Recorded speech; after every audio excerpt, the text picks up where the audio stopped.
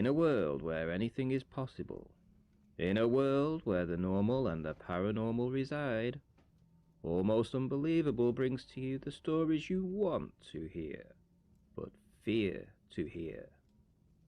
Join us in the pit.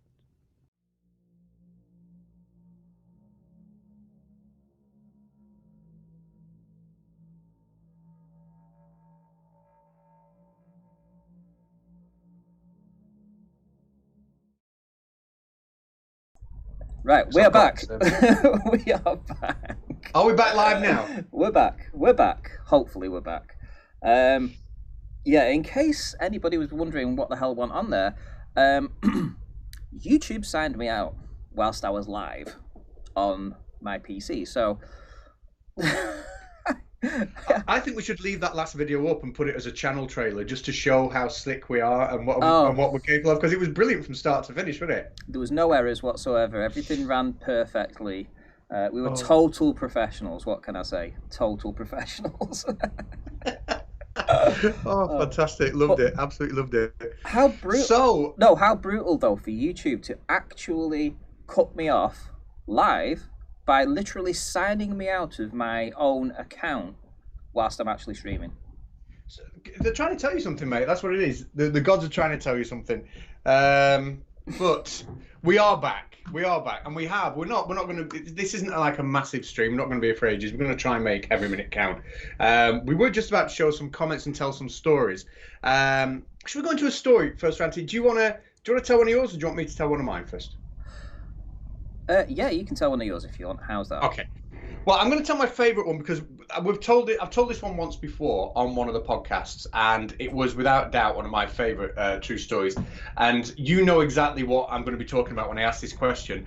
But the people in the chat, do you know what a little bastard is? All right, and that's not me swearing. It's not me swearing. It's the name of something, right? So if I ask you what is a little bastard, have you got any idea? Let's see who the first person in the chat is with the right answer, because it's one of my favourite stories of all time, and it's a true one. I know the answer. I know the answer. You do. I'm gonna have to let Ranty tell you if my ween. No. We'll give you maybe 10 more seconds, little bastard. Anybody? And then Ranty can fill us in. I can't wait to tell it. Well, I can. It's James Dean's car. James Dean's car. Yeah. And it was cursed. It was cursed, I'm telling you. Some people say it was because I look at this as an amazing set of coincidences. They're tragic coincidences, but it just goes on and on. So this is the genuine true story of James Dean's car, okay? So he bought his new Porsche, and showed it to Alec Guinness, Obi-Wan Kenobi, obviously the legendary late Alec Guinness, who said to him, listen, if you start driving that, you're going to be dead within a week. Unfortunately, within a week, he was dead because he drove the car and he had a crash. That was unlucky. But after that, the car was towed away from the accident scene. And as it was taken to a garage, the engine fell out the car and landed onto a mechanic, breaking both the mechanic's legs. The engine was then bought by a doctor who put it into his own racing car and then died in a car crash really shortly afterwards during a race.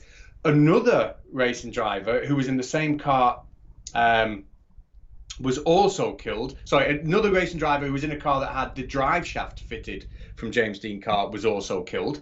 The shell of the car, the Porsche, was later repaired and sent into a garage so it could be on show. And the garage was then destroyed by a fire, with fire damage happening to almost all the cars except the little bastard.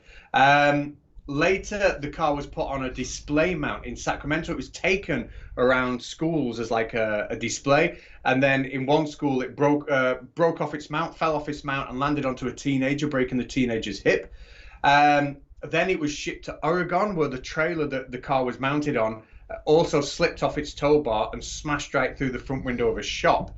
And then in 1959, the car, this was the last thing it did before it was destroyed, was sitting on some steel supports and just broke into about 11 different pieces.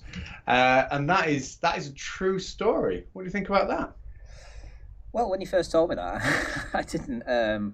I'd never heard of the story, so it just seemed to get progressively worse. Every time he told me one part of the story, it seemed like, okay, this must be the end. And then, no, of course, there was more. And yeah, I'm just glad that it's been packed away and, that's it, burned, I think it was, wasn't it? Or something like that. It's probably the best place for it, yeah. It's gone, it's destroyed. And we've had a few people come on the podcast, don't we, and talking about things that they think are cursed. I mean, to me, obviously, it's just hell of a coincidence. But, some people will believe that there's some kind of like curse behind that. We had the German guy on who said he touched some cursed bones. Yeah. Yes. Yeah, so with that one, he was actually working in a graveyard, and his job was to dig up some land so that they could put some piping in. I think it was something to do with some water pipes or something that they needed to put through the cemetery. And when they were digging through it, what they came across was some 15th century or something like that bones, and him being the new recruit, so to speak, of the team, he was asked to go in there and get these bones out.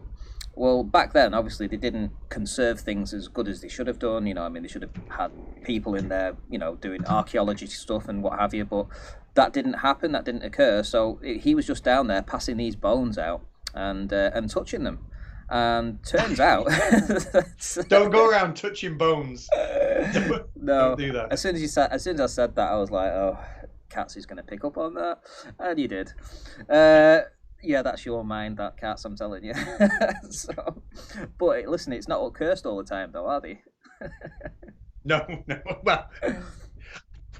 I'll keep off that topic. Right. So let's move it on. So, he said that he felt uneasy from the moment he touched those, and he started having what he would say is he was seeing things, or we might call them visions of people, that were looking down on him whilst he was in this pit sort of thing, throwing these bones out.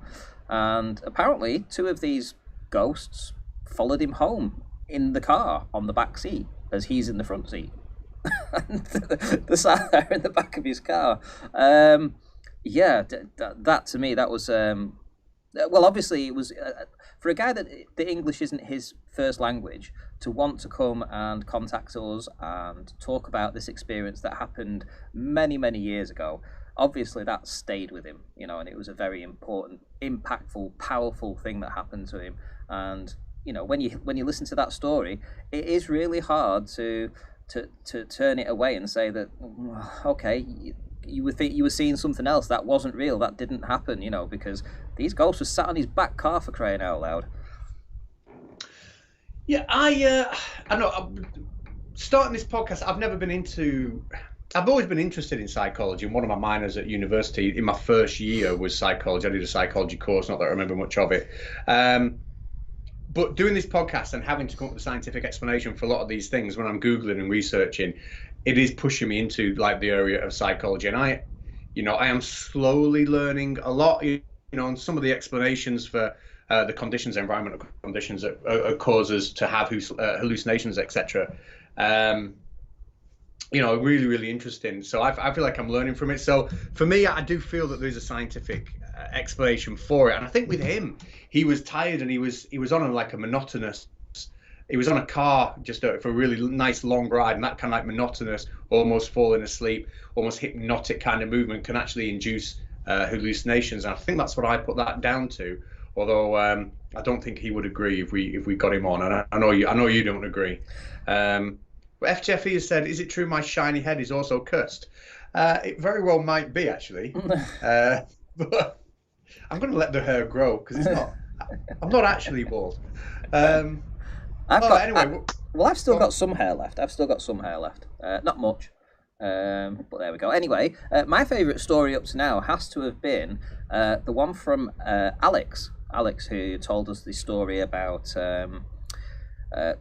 somewhat for an evening at least, drifting into what she says was some kind of crossover realm, parallel realm, something like that, where things changed on that night. Things changed. And, the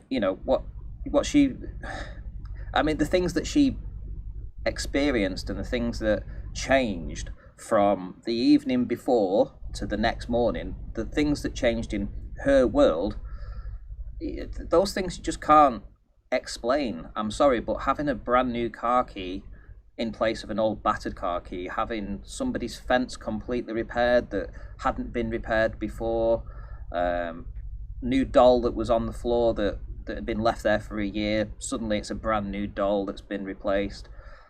Seeing that person, that human, walking a dog that just disappeared right in front of them. The whole experience, I mean, that's just a fraction of the things that happened.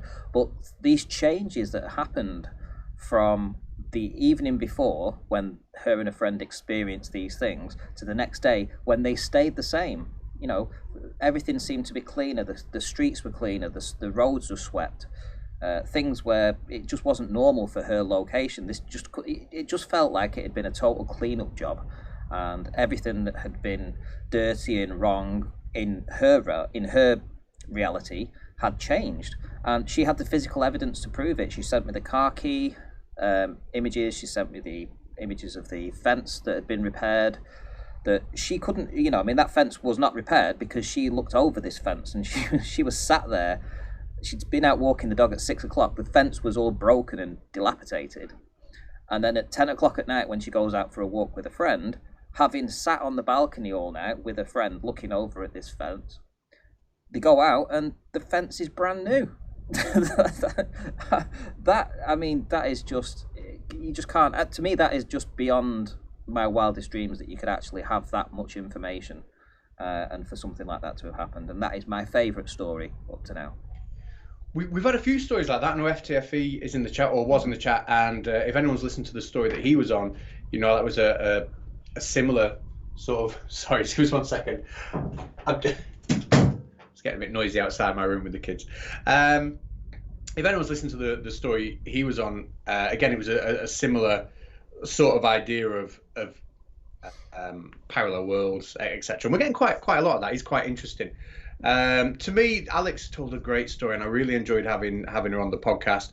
I just get the feeling, though, that so many, in her story, other people were also aware of the changes that happened. So I think she asked some people about the fence, or she'd asked somebody about, was there a garden gnome or some kind of ornament that had been changed or fixed in a garden, and other people were aware that those changes had happened, which means that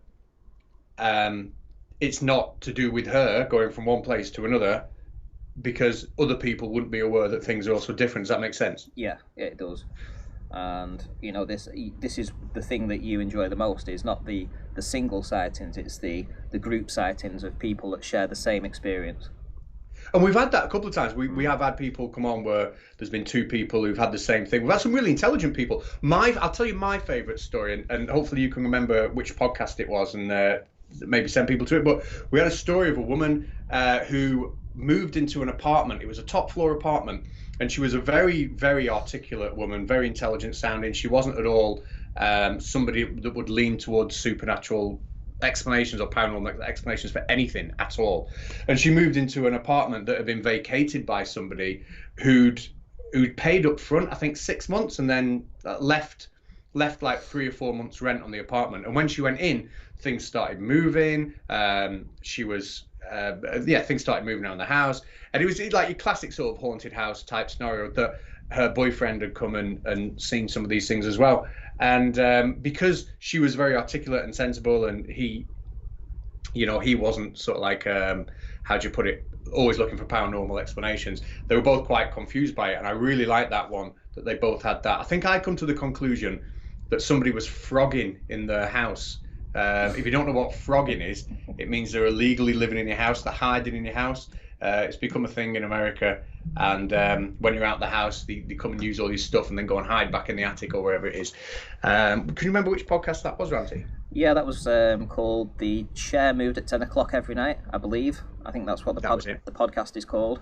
But there's been so many great stories. I mean, all the guests that we've had on, I've really enjoyed the stories. The Hatman story is probably the scariest story we've had up to date, about this guy in a hat that follows people around, follows this one woman around, and basically even to different countries, and lots of people see this Hatman with the red eyes and things like that. And it seems to be, well, I've put it down to the fact that her grandma used to practice voodoo. So she used to practice voodoo a lot, and her mother apparently could see these things too, but she was so scared that she didn't actually partake in those voodoo things. And I just think that maybe her grandma brought something with her or invited something into her family that's, you know, basically stalking this woman. And the latest thing that happened was about a month ago, wasn't it? And her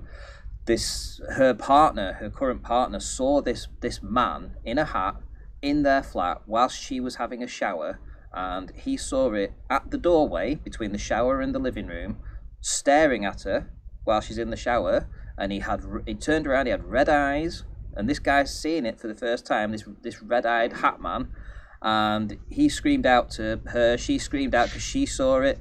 And then that evening, he had this fit in his sleep. He had and he was dreaming about the hat man in his dream.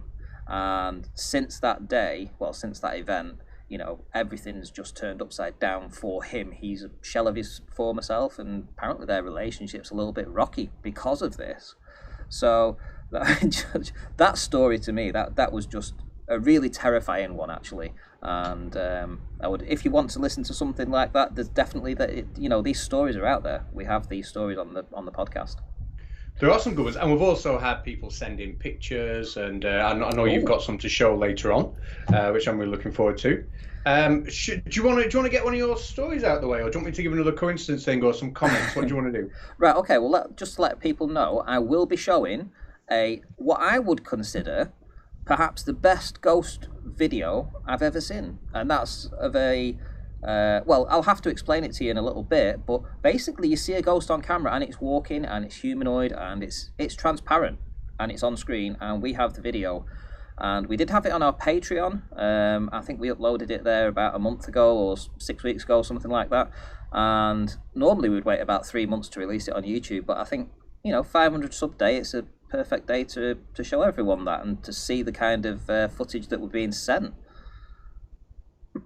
Yeah, and it got me thinking for a while. And actually, the person who gave me the answer the person who gave me the answer that I believe explains it away, and we'll give our opinions later on, was somebody who's quite big in America that was telling us about Dogman, some kind of like weird werewolf creature, yeah. And he was the last person I thought would actually give me some information that might debunk what I think is like a what some people might think is a ghost story. But he gave me a really good tip, and I went on and did some good research on that. So I'll bring that out later on. But you guys can make your own mind up. We have Turd in the chat. One of my favourite stories. Mr. T.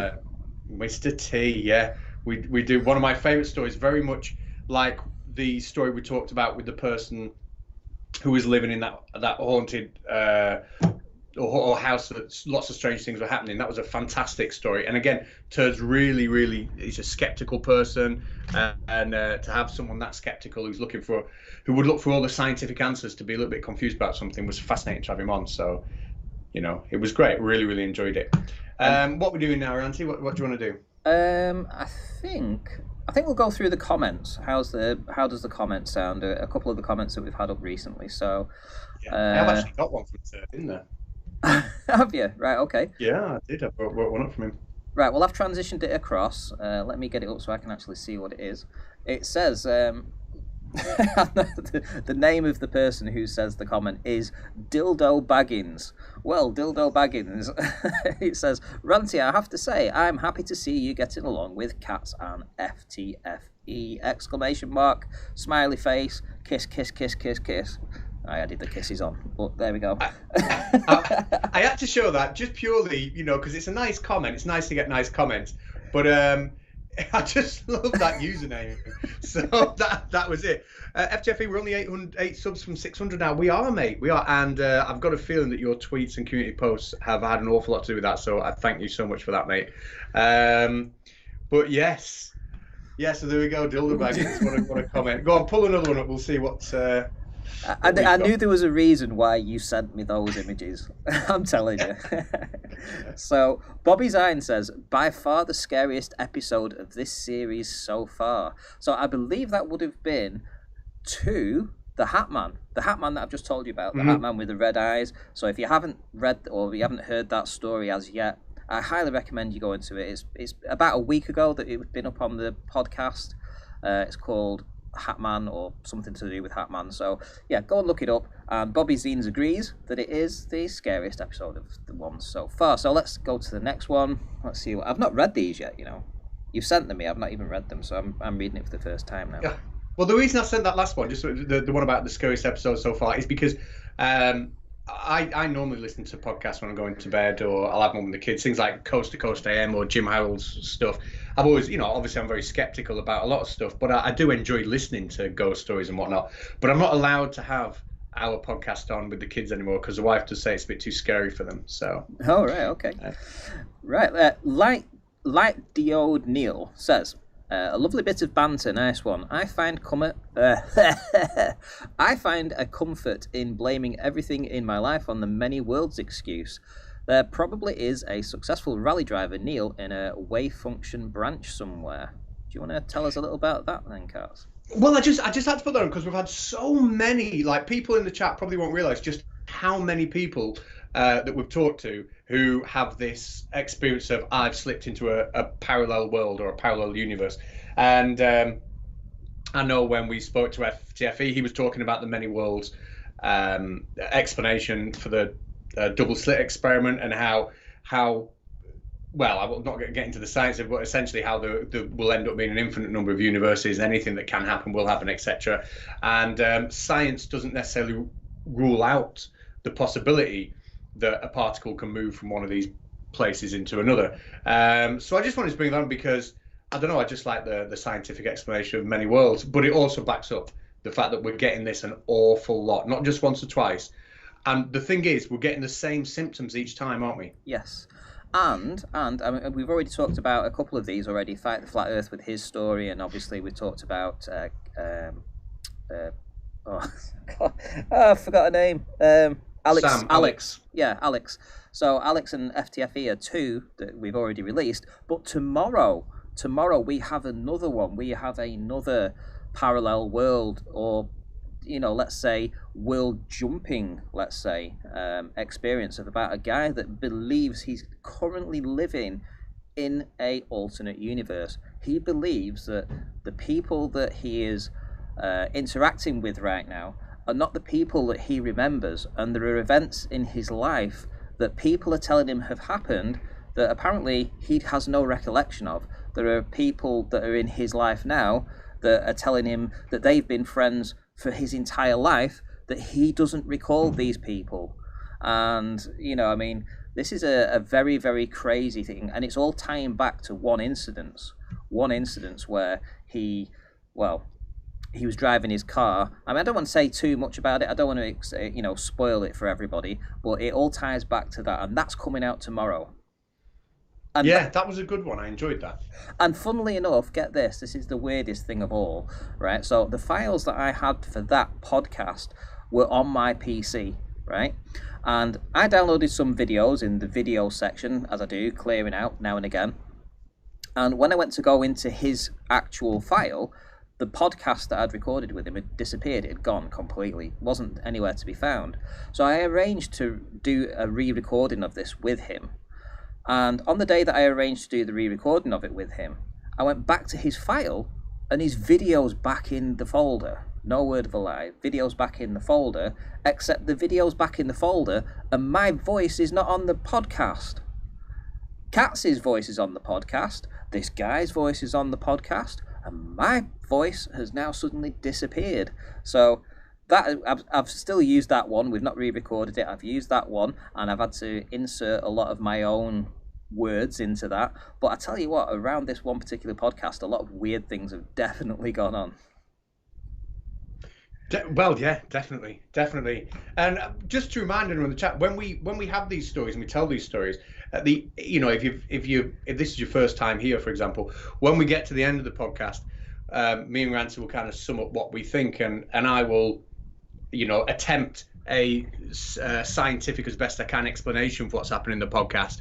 And Ranty sometimes falls on one side of the fence, and sometimes he falls on the other side of the fence. But we do try and rationalise them as much as we can as well, don't we? We do.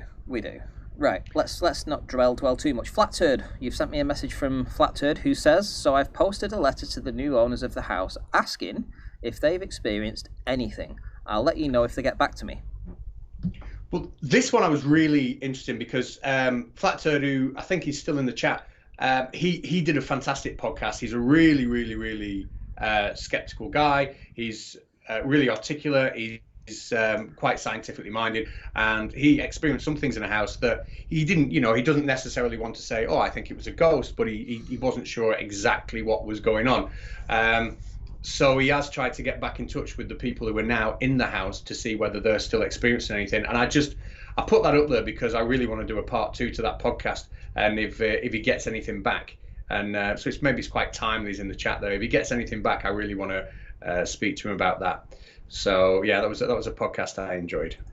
Okay, so the next one's from Michael P, who says, another theory. What about the possibility that there was someone secretly staying in the house? I've heard stories of people staying in flats and houses unbeknownst to the resident. So I think that's your frogging idea, isn't it, Kat? Yeah, I think I meant to bring that one up before when we were talking about frogging in Sam's apartment, wasn't it? Yeah. And there's some really freaky sort of YouTube videos and stuff on frogging.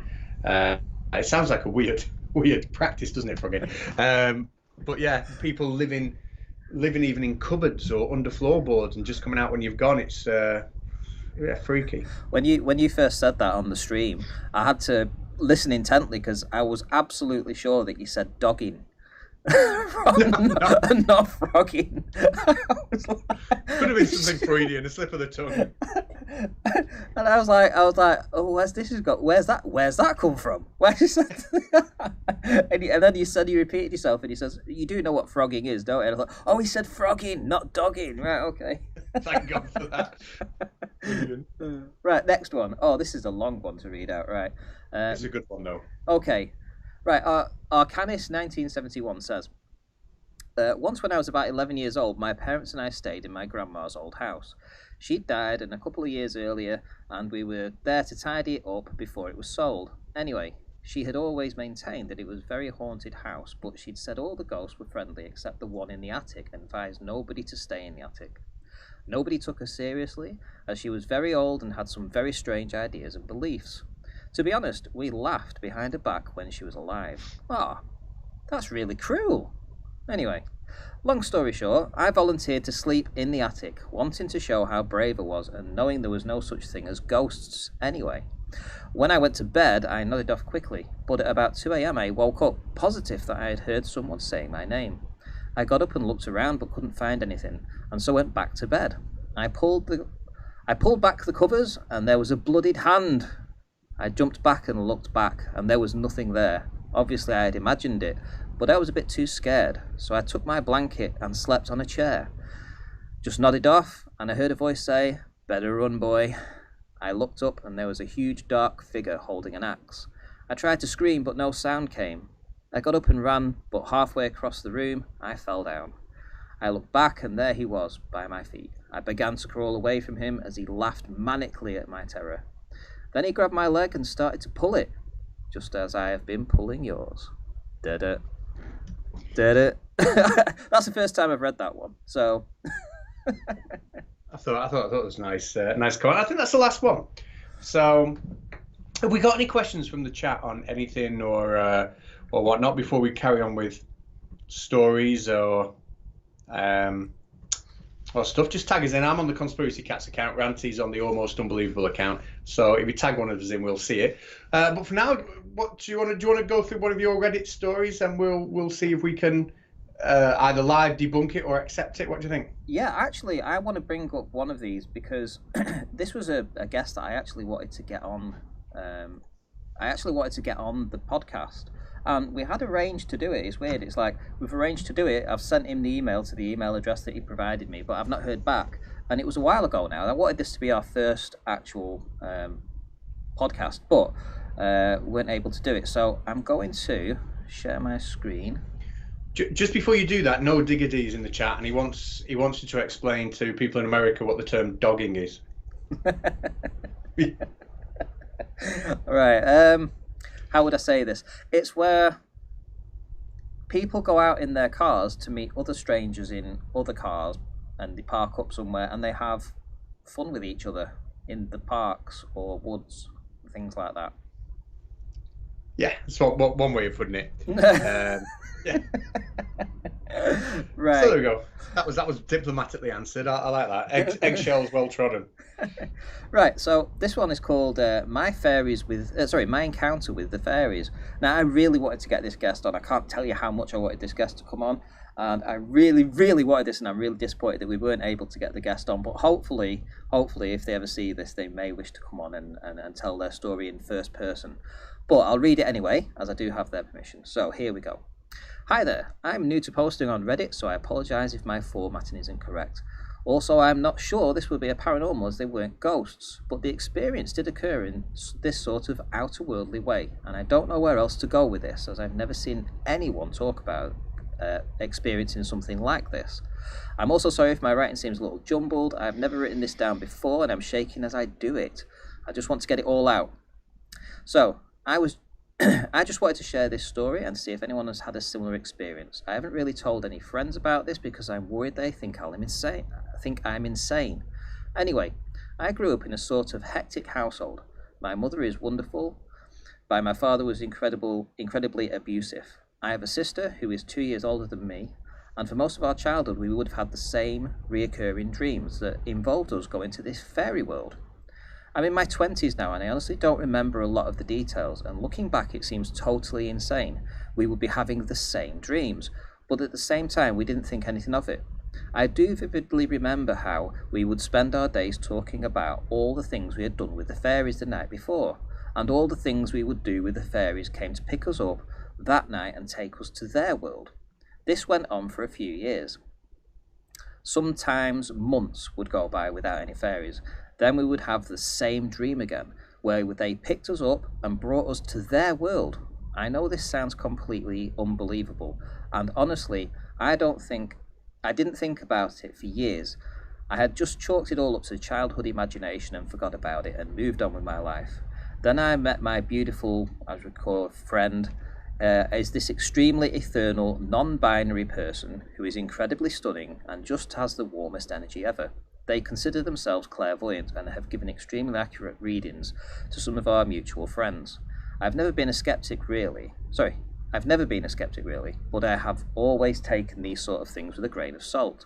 T and I started hanging out a lot, but never really talked about anything paranormal. We actually spent more time talking about our crushes and making jokes about reality TV, so I definitely never told them anything about the fairies.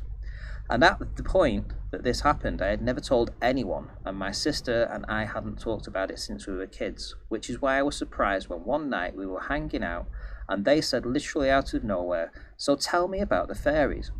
I nearly fainted. I asked what they were talking about, and they said the ones who visited you and your sister, they're still watching you, you know. I immediately burst into tears and told them everything. Then I called my sister and she started freaking out too. She said she had remembered everything about the fairies and she couldn't believe it. I even called my mum and she said she remembered us talking about the fairies and she always thought it was strange we would have the same dreams. Honestly, I know this sounds insane, but I swear on my life this is all true. I never thought the fairies were real at all, but this has changed everything and has me questioning a lot. But I really don't know how to talk to anyone about it without having them thinking I've lost my mind. It just seems too coincidental that my sister and I would have this shared experience and then someone else would bring it up years later. I'm so confused. Has anyone had similar fairy encounters? Any experiences? Any insight would be appreciated. So there we go, cats. What do you think to that? Oh, seeing fairies and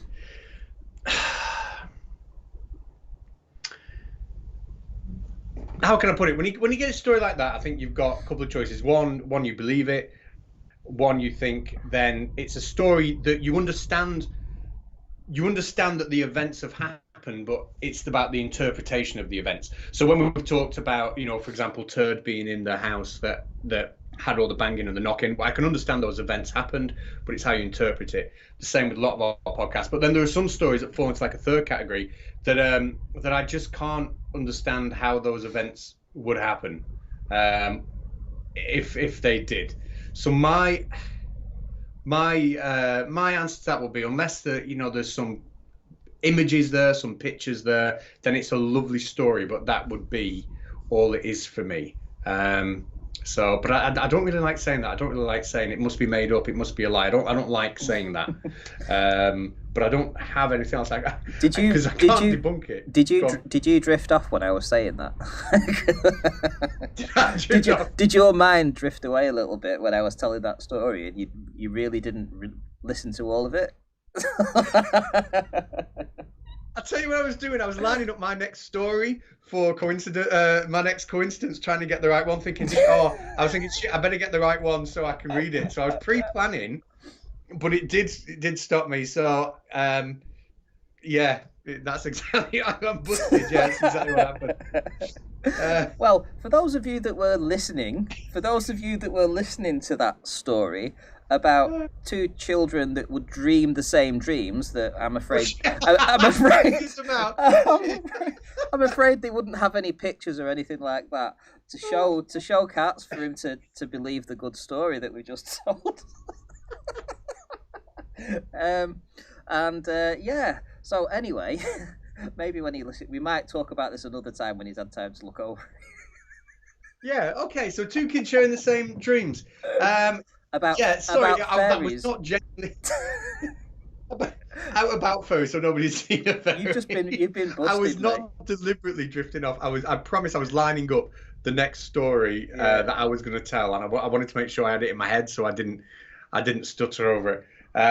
So I was kind of like working, but yeah, okay. So shared dreams are something that I've had people in my own family profess to have, and I'm really interested in the idea of shared dreams, but when I did some research on this for something else, I came across two possible answers for shared dreams. One of them being that obviously our dreams are influenced by not only what we experience when we're awake, but also our environment when we are asleep. And if two children, if two people are very close together, living in the same house, are having the same experiences, you imagine how many people there are on the planet. There's billions and billions. A very small percentage of those people who are having shared experiences may end up having shared or very similar dreams because of them, and it's almost a statistical inevitability, I suppose. I didn't really like that one if the details of the dream are really the same. The second answer I've seen about that is to do with the malleability of memory, which I've mentioned a few times on my channel and our podcast, where somebody may have a dream, and then when you wake up in the morning and you're discussing dreams with somebody else and you're trying to remember, that's when the memories are most malleable. The memories can be changed most easily. So two people may have had actually slightly different dreams, but in that conversation where they're talking about things, you know how fuzzy memories of dreams are. They may actually genuinely end up believing that they have actually had the same dream. It could be almost like a falsely implanted memory. And for those people that think falsely implanted memories are just ridiculous, Shannon Q, the creator, sent me some work from a psychiatrist or psychologist called Dr. Elizabeth Lofthouse. And she and her team did some really, really good work on this. And they managed to deliberately plant memories of people, making them believe that they'd witnessed demonic exorcisms, making them believe they'd been attacked by a dog when they were a child, making them believe that they were saved by a lifeguard in the sea. Really vivid memories that never happened, and they were deliberately planted into people. So I do think it's something to do with memory manipulation. If I'd have said that before, would that have made sense? Not really, no. It was again, it was close, but it was nothing to do with the story that I just read. So again, kind of light. So I think I'll send you that link, and the next time when we do our 1,000 sub stream, we'll revisit this one and see what you come up with then. And that's a lesson to me that when you're telling a story, you're going to ask me about it afterwards. So I need to be switched on. Right. I honestly, what I was doing is I was getting this story up, which is a true story. Everybody's heard of Edgar Allan Poe, the 19th century famous horror writer. And in the late 1800s, he wrote a story called The Narrative of Arthur Gordon Pym. I'm just wondering, does anybody in the chat know where I'm going with this? Does anybody, because it's quite a famous story, this. Just a yes or a no, or maybe like a keyword. So the narrative of Arthur Gordon Pym. No. I know there's a delay. Is that not something you've heard? No. Can't say I have.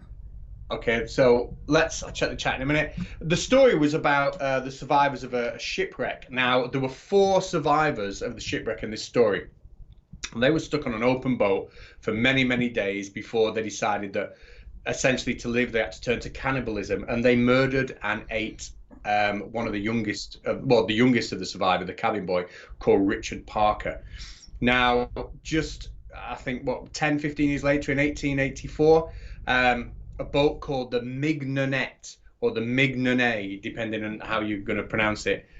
It'll be one of those two, I'm sure. That crashed somewhere, and there were 4 survivors, and they got on a little lifeboat, and they were at sea for days. And those 4 survivors had to kill and eat the cabin boy to survive.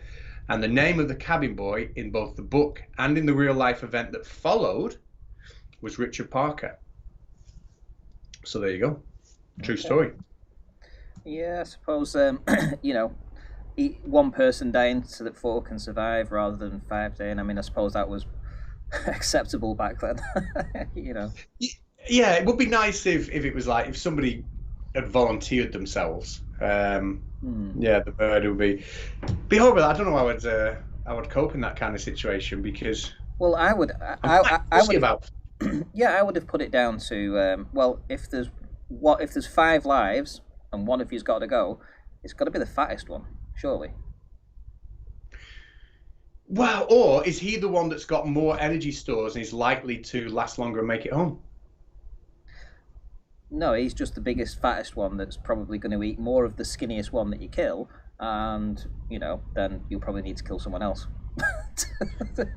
We should have a debate about this on Agree to Disagree. We should be, if you're on a boat with 4 people, what type of demographic should be the first to be murdered and eaten by his crewmates? What do you think? Yeah, the largest, definitely. See, I'm still going to go with, if the goal is to survive and get home, the person with more energy stores is going to be more. So I don't know. We'll have the debate another time maybe, but I see your point. I do see your point. So okay, right. So where do you want to go now? So that's your story. That's your we've done. Right, let's get this possible Fae encounters. Right, so let me transition this one across. Again, this is another one about Faes. I don't know why I've suddenly decided to go all Fae-holic today. But here we go. This one isn't quite as long, so pin your ears back, cats. I'm going to listen to this one. Yeah, okay. I'm an 18-year-old guy. Well, I'm not an 18-year-old guy. I wish I was, but he's an 18-year-old guy. He started having sightings, which I strongly believe are due to the Fae. I recently learned about them and read some stories, and many things seem to add up. I don't know if they are attracted to me, or I can somehow see through things they hide behind me for a while. So the way this works is that you usually see them for a couple of seconds, and then they are suddenly gone. I do not suffer any kind of mental illness, and the creatures are not something that I could make up. He's not that creative.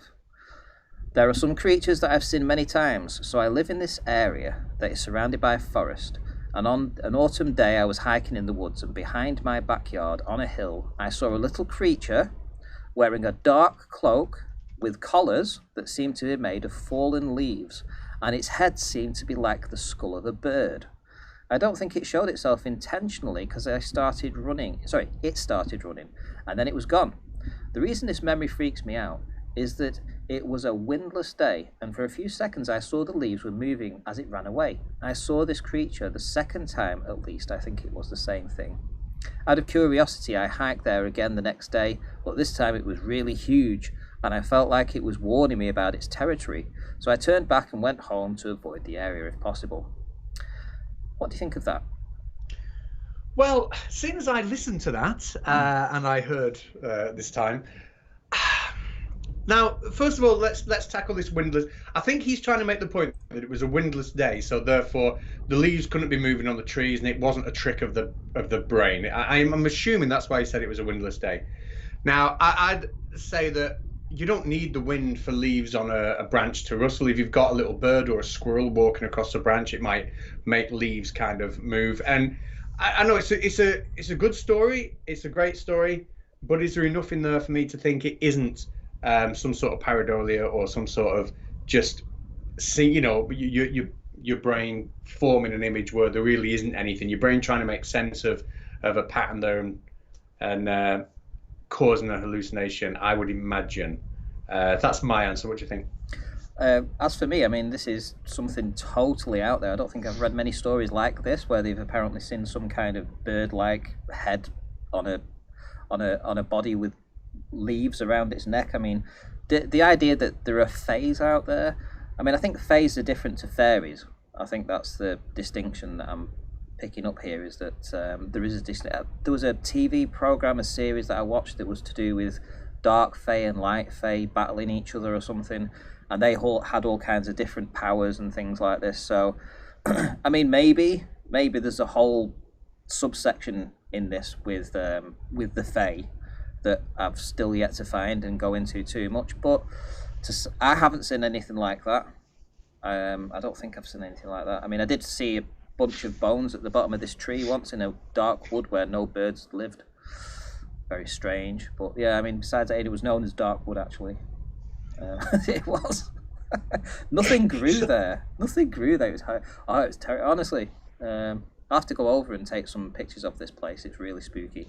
But yeah, so besides that, yeah, I can't really say. I mean, maybe it's something we need to look into, Cats. Maybe we'll get a guest on that can tell us about these fays.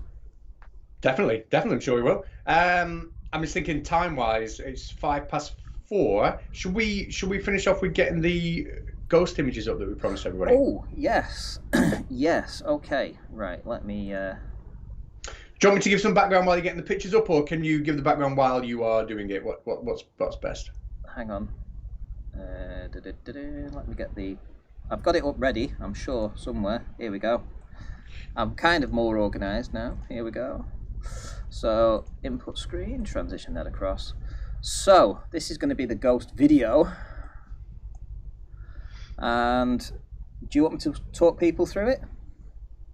Okay, yeah. You tell. We'll maybe repeat what we both said on the podcast. You give us your opinion, I'll give you mine, and then unfortunately, it is going to be time for me to have to shoot. Okay, so essentially we have this is a different camera. This is like I think there's 5 cameras on the property, and we do have still images from another camera that shows a invisible human.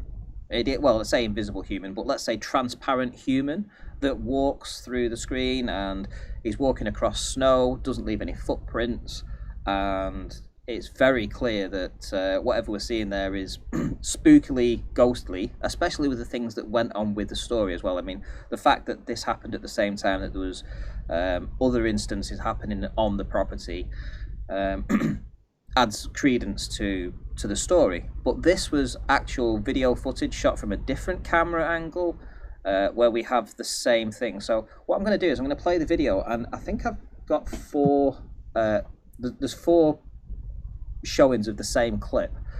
So the first one that you're seeing now is on large screen, then I'll zoom in, and slow it down. So you'll see it all. I'm going to play the video and you tell me what you think.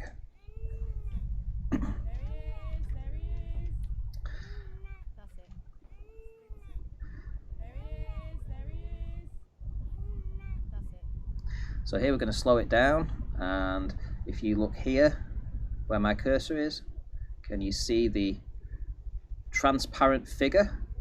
And I'm going to do it again, and pay attention to this area here where there's that white area. It's definitely clear. You can see this humanoid figure walking up towards it, and yeah, you see it the entire time. It doesn't fade away. You're able to see that the entire time. I'm going to do it again. And it's definitely transparent.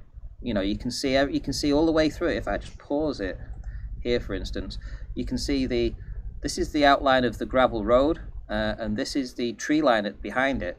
And this humanoid figure with the head, the body, and the legs doesn't seem to be walking like a human either. It's kind of like a creepy side-on walk. It's weird. And yeah, I mean, it's definitely see-through. I mean, even in this frame here where I've frozen it, you can still see through. You can see the trees behind it. You can see the gravel.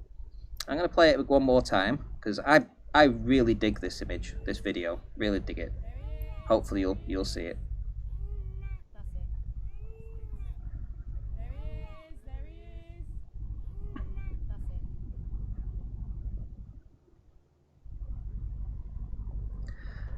Now, I do want to, as I say, caveat with this is the fact that nobody could be in this location because of the way the property is situated. It is completely enclosed. There's no way for anybody to be in this area. There was no... You'd have to listen to the story. You'd have to listen to the story from start to finish to appreciate just how this thing that we're looking here could not have been a real human being. And you have to look at the other images that we have, which would show you that this person, let's say, or this ghost or whatever it was that walked on the snow, didn't leave any footprints. It left no footprints in the snow. I mean, who walks on snow and doesn't leave the footprints? Whereas there's footprints around everything else. There's a car parked up with snow around it, footprints in there. I'll have to look, see if I can get those images up. Just bear with me. Now that I'm here, now that I'm talking about it. Right, Cats, do you want to say something?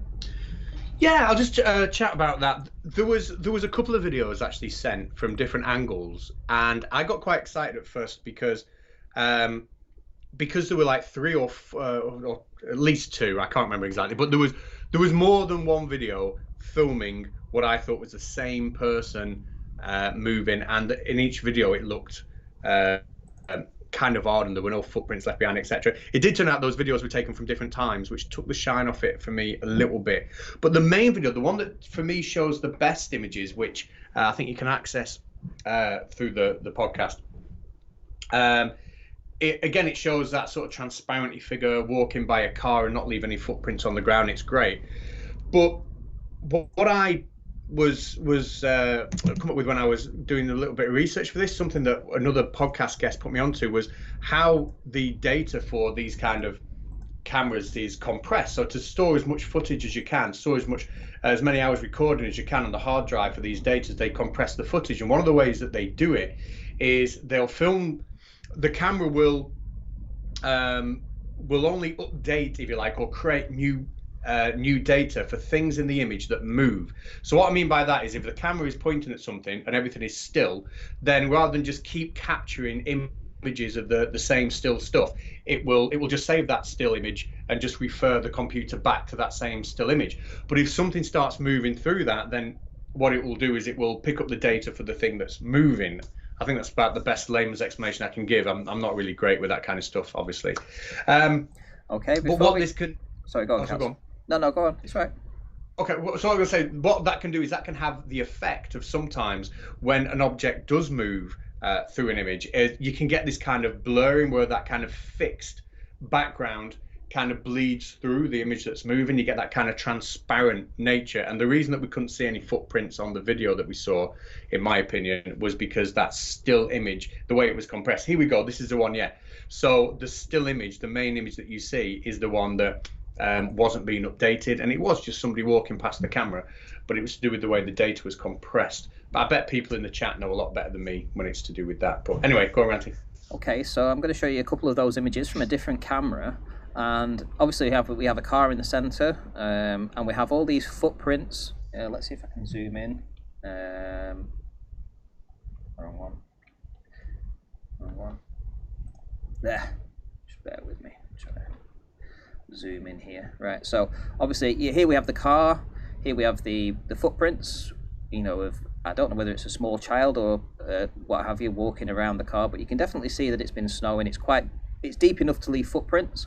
And over in this bottom corner, we have this transparent humanoid figure, and you can definitely see through this person here down in the corner.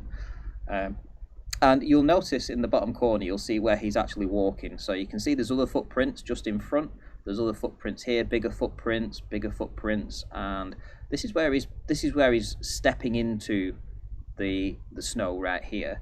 And on the series of next images, you'll see that there's no footprints where he's been, and it's definitely a see-through thing, let's say. Let's go to the next image. Just bear with me. I'll get those up again. Right, so here's the next image. So there we go, that's the one before. There's the one after. There's the one before. There's the one after, and then we're going to go and we're going to have a look at the one further up. There we go. So here he is now, further up. This still transparent, but I'm going to go and I'm going to zoom in now, and I'm going to look back down to where he was down here. And this is where he'd stepped on. This is the area he'd stepped on, and there's no footprints there at all. Remember those footprints that I had just told you before? This is where he was standing. This is where he was putting his foot down in this area. There is no footprints there, and there's no footprints anywhere in this pathway because these are all old ones that were on the other image that I've just shown you. There's no new footprints there, and here we have the figure, and you can see through it. You can see the ground behind it. You can see other footprints of other humans that had been walking in this location. You know, you can see through them. You can see through this person. So I don't know. I'm not an expert in this, but to me at least, you know, we have imagery of a transparent human. Let's say that's one thing we've definitely got, and we've definitely got that on camera. And yet on the other side of the coin, we don't have any footprints, and we have all the other poltergeist activity that was going on in this location on these particular days. There was 5 days where this was all going off, and this imagery would make sense when you hear the rest of the story about all the other activity that happened on the property at that time.